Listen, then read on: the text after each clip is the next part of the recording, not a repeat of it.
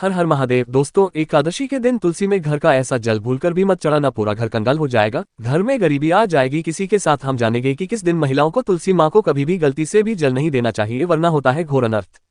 माँ तुलसी के साथ ही माँ लक्ष्मी भी हो जाती है क्रोधित। तो पूरी जानकारी के लिए वीडियो को अंत तक जरूर देखना। शास्त्रों के अनुसार जहां पर तुलसी का पौधा होता है तो वहां पर साक्षात महालक्ष्मी अस्थायी रूप से वास करती हैं। आपको बता दें कि जो व्यक्ति सही तरीके से तुलसी की पूजा पाठ और देखभाल अगर कर लेता है तो सदैव महालक्ष्मी उसके घर में अपना स्थान बना लेती है। लेकिन तुलसी के कुछ वास्तु नियमों को आपको ध्यान में रखना अवश्य है। ऐसे में आइए उन वास्तु नियमों के बारे में जानते हैं। नंबर 1, नियमित तौर पर तुलसी के दर्शन करने और हाथ जोड़ने से व्यक्ति के सभी पाप खत्म हो जाते हैं। पैसे में उसके अंदर एक नई ऊर्जा का संचार होता है जो उसे कामयाब बनाती है। नंबर 2, शास्त्रों के अनुसार तुलसी माता अगर जिस व्यक्ति पर मेहरबान हो जाए तो उसे रंग से राजा बना देती है। इसीलिए माता लक्ष्मी की सच्चे दिल से जो व्यक्ति पूजा पाठ करता है उसे उसका फल अवश्य मिलता है। नंबर 3, तुलसी के पौधे में प्रतिदिन पूजा पाठ और शाम को दीपक जलाने से व्यक्ति की सभी इच्छाएं पूरी होती है। नंबर 4, यदि आपका कारोबार कम चलता है या पूरी तरह से ठप हो गया है तो ऐसे में आप परेशान ना हो।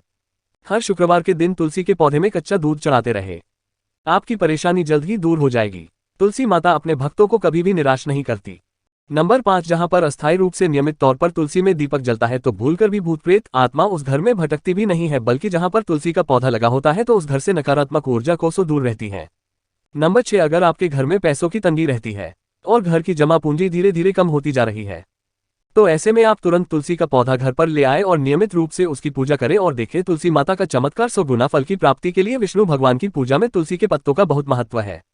कहते हैं अगर आपके पास भगवान को चढ़ाने के लिए कोई भोग ना हो तो केवल तुलसी का पत्ता चढ़ा दें, वह प्रसन्न हो जाती है।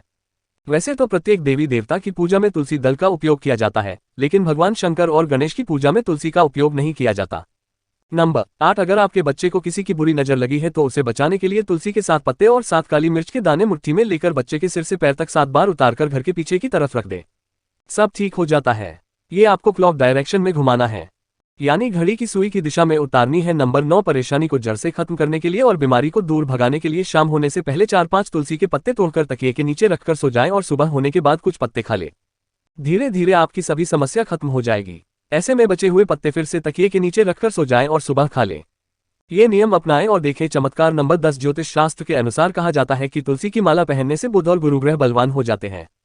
ज्योतिष के अनुसार कहा जाता है कि तुलसी की माला पहनने से सभी प्रकार के सुख मिलते हैं और कोई बुरी नजर कभी नहीं लगती। तुलसी की माला पहनने से पहले इसे गंगाजल और धूप दिखाना चाहिए। तुलसी की माला पहनने से पहले मंदिर में जाकर श्री हरि की पूजा करनी चाहिए। जो लोग तुलसी की माला पहनते हैं तो उन्हें प्याज और लहसुन और मांस मदिरा का सेवन छोड़ देना चाहिए। नंबर 11, यदि आपका हर कार्य सफल हो जाता है तो ऐसे में आप तुलसी के पौधों की जड़ को लेकर उसे गंगाजल से धो लें। इसके बाद ही इसकी ठीक तरह से पूजा करें और फिर पीले कपड़े में बांधकर रख दें। धीरे धीरे आपकी सभी समस्याओं का अंत हो जाएगा। नंबर 12, जो व्यक्ति तुलसी के पाउडर का इस्तेमाल करते हैं तो वो हमेशा भयंकर से भयंकर बीमारी से बचा रहता है, तो उसी का पाउडर कई अनेकों बीमारियों को जड़ से खत्म करता है। नंबर 13, जो व्यक्ति सच्चे दिल से तुलसी विवाह करवाता है तो सभी देवी देवताओं की कृपा उस पर बरसती है।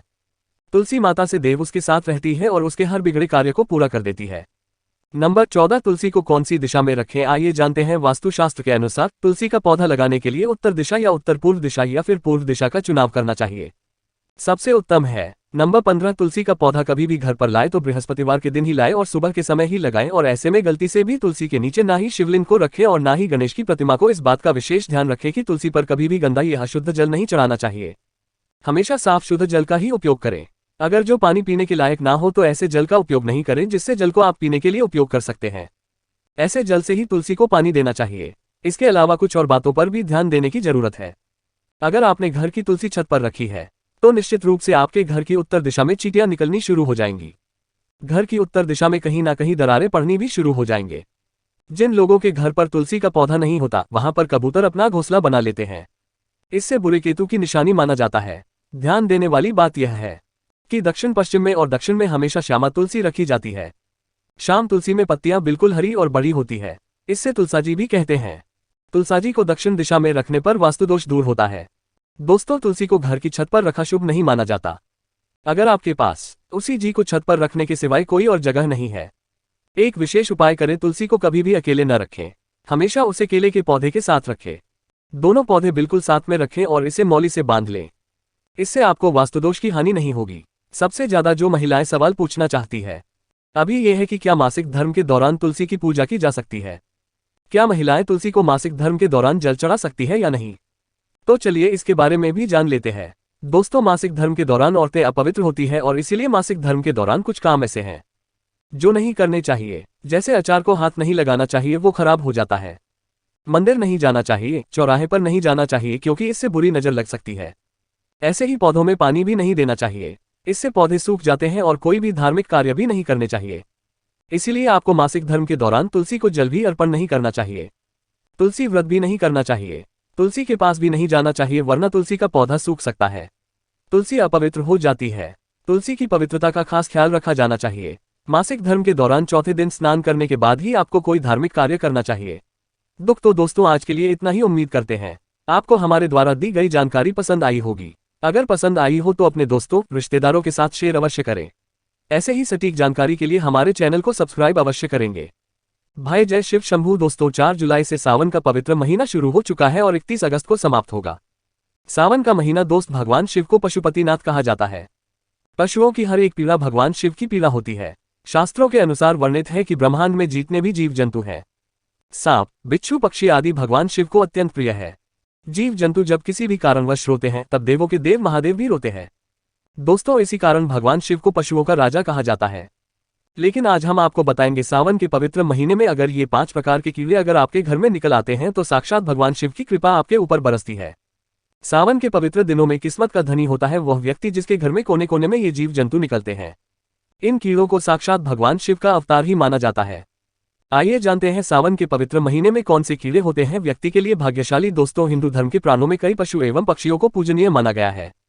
ये पशु पक्षी देवी देवताओं के वाहन के रूप में श्रेष्ठ माने जाते हैं। शास्त्रों के अनुसार इन पशु पक्षियों का हमारे घर पर आना एक विशेष प्रकार का संकेत ही माना जाता है। इसके पीछे शास्त्रीय और वैज्ञानिक दोनों कारण हैं। शास्त्रों के अनुसार कुछ विशेष प्रकार के पशु पक्षी वातावरण में उपस्थित सकारात्मक ऊर्जा की किरणों को महसूस करते हैं और उसी सकारात्मक ऊर्जा का पीछा करते हुए विभिन्न स्थानों पर जाते हैं। जैसे हमारा मन मंदिर में जाने पर प्रसन्न होता है, उसी प्रकार से इन पशु पक्षियों को सकारात्मक ऊर्जा वाले स्थानों पर जाने पर प्रसन्नता होती है और यही कारण है कि वे ऐसे घरों में ही जाते हैं जहां का वातावरण शुद्ध और पवित्र हो, जहां पर साक्षात दैवीय शक्तियां का वास होता है, ईश्वर का वास होता है। इसलिए वास्तुशास्त्र में कहा जाता है कि घर को सदैव स्वच्छ और पवित्र रखना चाहिए। नकारात्मकता फैलाने वाले कीड़ों और जानवरों को हमेशा घर से दूर रखना चाहिए, अन्यथा इससे घर का वातावरण अशुद्ध बनता है और घर में रहने वाले लोगों की उन्नति नहीं होती है। लेकिन शास्त्रों में कुछ कीड़ों को शुभ माना जाता है। इनका घर पर आना शुभ संकेत समझना चाहिए। कभी कभी हम घर पर बैठने वाले पशु पक्षियों से भी जान सकते हैं कि उस घर में रहने वाले मनुष्य का स्वभाव कैसा है। घर पर अगर पशु पक्षी आकर बैठते हैं तो इससे पता चलता है कि उस घर में अच्छे स्वभाव के और सत्यम गुण वाले लोग रहते हैं, और यदि उस घर पर सदा ही पशु पक्षी कीड़े मकोड़े दिखाई देते हैं तो समझ लेना चाहिए कि उस घर के लोग नकारात्मक प्रवृत्ति के और दुष्ट स्वभाव के हैं। दोस्तों, आज के इस वीडियो में हम जानेंगे कुछ ऐसे ही कीड़ों और जानवरों के बारे में जिनका घर पर आना हमें कई महत्वपूर्ण संकेत देता है। में और प्राणों में ऐसे ही कई जीवों का वर्णन मिलता है जिनके घर पर आने से शुभ अशुभ लक्षण प्रकट होते हैं, जिन्हें कभी दूर लक्ष्य नहीं करना चाहिए। तो चलिए जान लेते हैं विविध कीटों तथा जानवरों द्वारा मिलने वाले महत्वपूर्ण संकेतों के बारे में। लेकिन दोस्तों, अभी तक आपने कमेंट बॉक्स में हर हर महादेव नहीं लिखा है तो सच्चे हृदय से कमेंट बॉक्स में लिखिए ओम नमः शिवाय हर हर महादेव। दोस्तों, एक लाइक जरूर करें। दोस्तों, सबसे पहला है छुछुंदर। छुछुंदर का घर में होना बहुत ही शुभ होता है। वास्तु और ज्योतिष